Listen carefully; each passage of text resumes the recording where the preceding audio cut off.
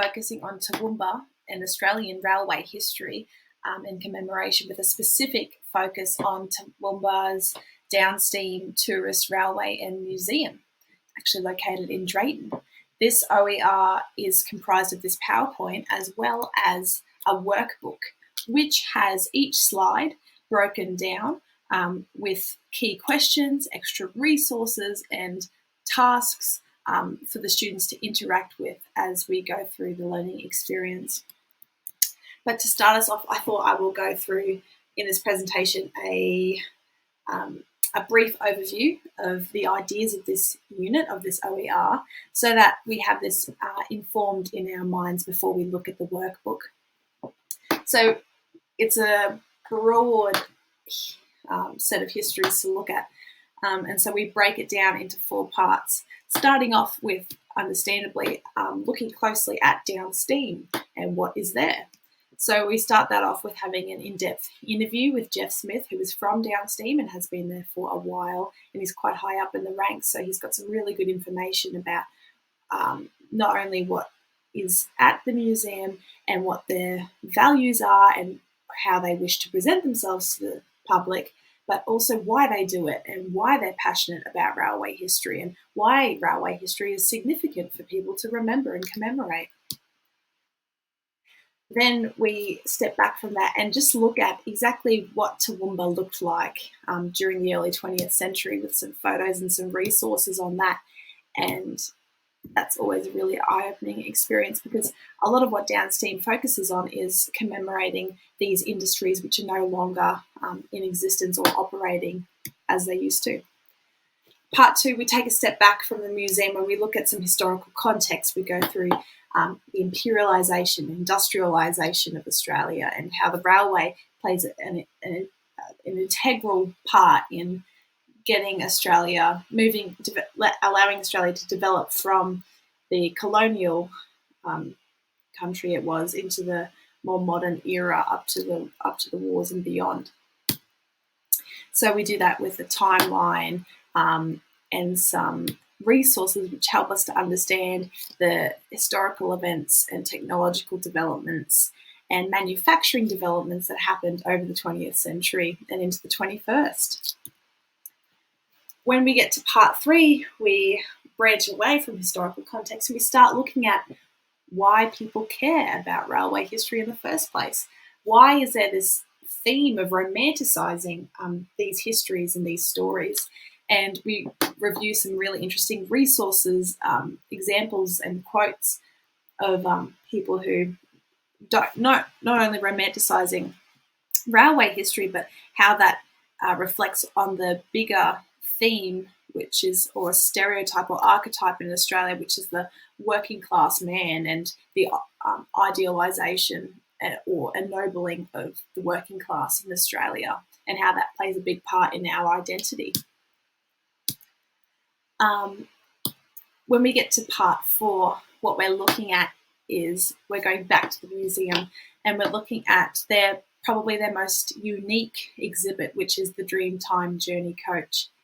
And we look at why it would make sense to include a carriage, which is fully painted head to toe in Indigenous artwork. How does that fit into this museum? And how does it contribute to our understanding of railway history, Australian identity, and how it all meshes together? And we not only look at the exhibit, but we sit down with Domi, the artist who painted that carriage, and he gives us a long 25-minute interview explaining those connections and explaining the significance of Indigenous art in particular, and how it relates to communication and to history and to identity.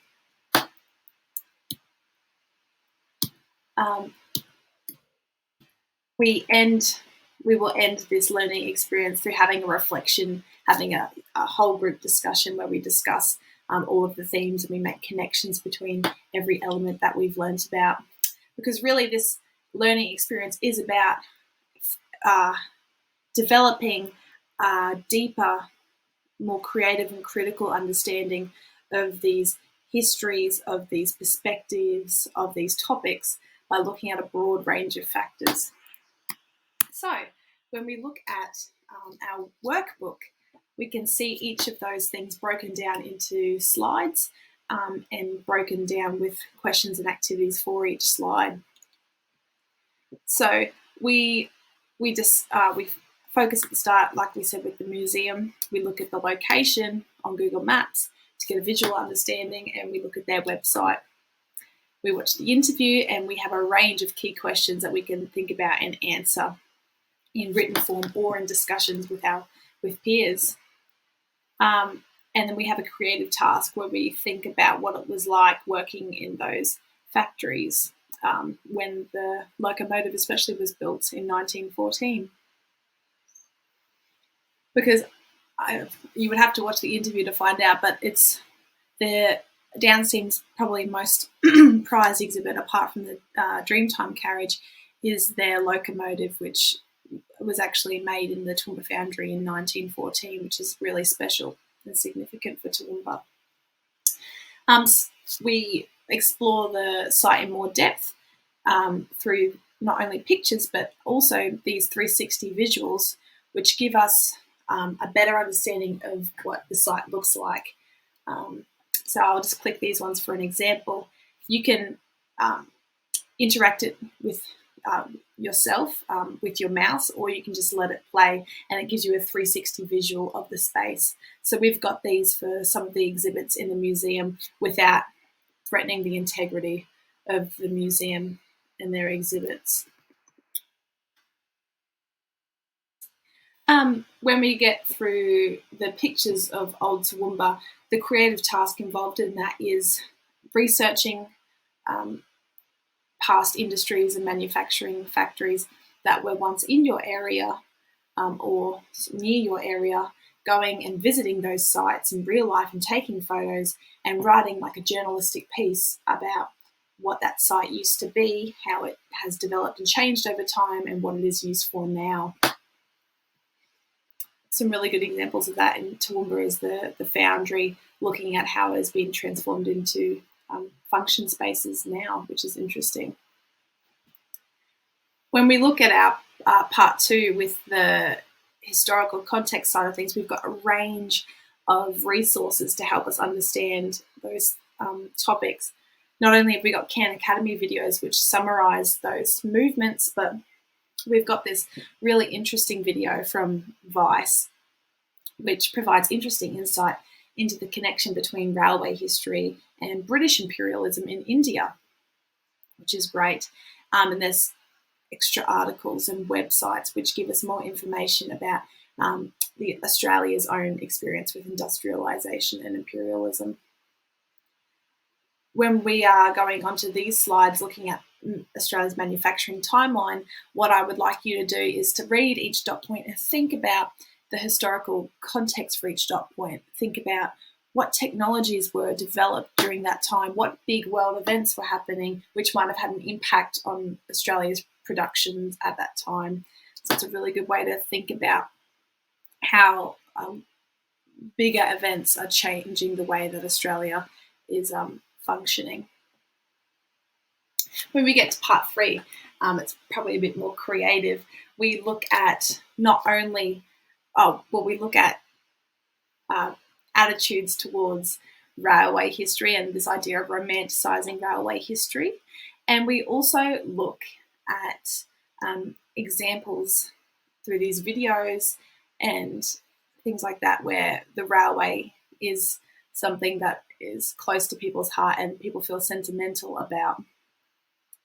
We've got a creative task here for you guys to do where it's a creative writing story, and you're meant to write a story from the perspective of an older person, and it's meant to be a bittersweet recollection of memories focused in on like a memory relating to some aspect of train or railway back in the past. So we use that understanding of railway sentimentality to then look at the bigger idea of the working class man in Australia and how that plays a big role in Australian identity.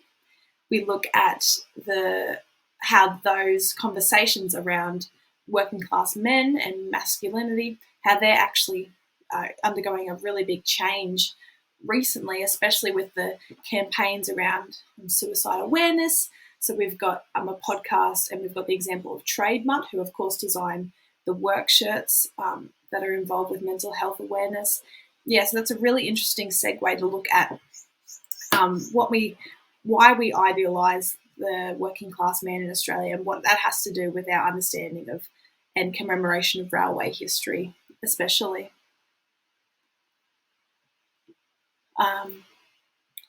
This is an in-depth look at an article which talks about the role of museums in that conversation. So that's quite an in-depth, high literacy activity, that one. When we get to part 4, looking at the Dreamtime carriage, we're going to look obviously at how it fits within Down Steam, as well as its significance on its own. So we again have a 360 panorama, and I'll just click on that one so that we get an experience right here, right now. The panorama, of course, doesn't do it justice. The colours are a little distorted, as you can see, but it's also good that the integrity of the artwork remains very much with Down Steam, and that it's really the best way that you're going to experience a carriage is to go there in person. So whilst this 360 visual is good and useful, of course, going there in person is much more significant for getting a better understanding. But it's truly a phenomenal piece of art. Okay, so yeah, we get a better understanding of the exhibit. And that understanding is, of course, solidified when we watch the interview with the artist, which is an amazing interview where he is very eloquent, and he talks about a range of different things. And so we've developed some key questions to help you think about that interview and to relate to some of the ideas he's talking about. But you're encouraged to create your own as well. And these questions are not posed only for you to make a written response, but for you to use these in pair-to-pair discussions or whole class discussions, which is awesome. We continue on that train of thought to focus less so on the art side of things, and then connect and looking back at the historical side of things when we look at Indigenous histories in relation to railway development in Australia and railway history. And we look at the Nyamul train song as an example of those relationships. And a lot of this history isn't widely known or told, so really rich learning experiences to research and discover some of those stories about how Indigenous people, cultures and histories connect to this very Western idea that we have about railway history, and especially how that connects to Australian identity. This last task here for part 4 is another creative task where I'm asking you to come up with an auditory accompaniment to the Dreamtime carriage, whether that be a song or a soundscape or a text, a spoken text, which could accompany people's visual experience of the journey. And to justify that, I mean, perhaps you don't think it needs auditory accompaniment, and that would be part of your justification too. So it's a really critical and creative thinking task, that one.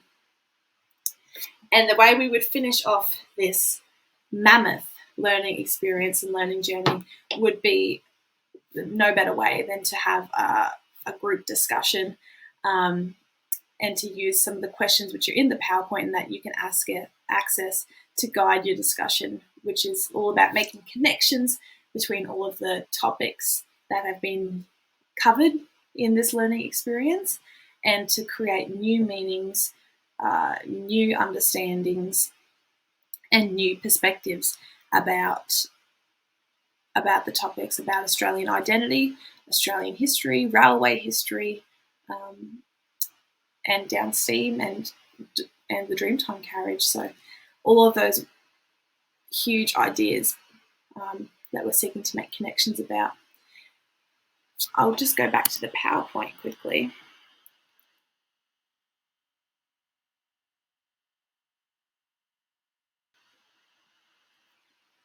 what is important to realise in this learning journey is that whilst we are making the connections through what we're learning about between all of these complex ideas, we need to also reflect on how Down STEAM has made these connections and has done this through their exhibits. And it's a really powerful way to look at the role of museums and artefacts and monuments in changing the way we think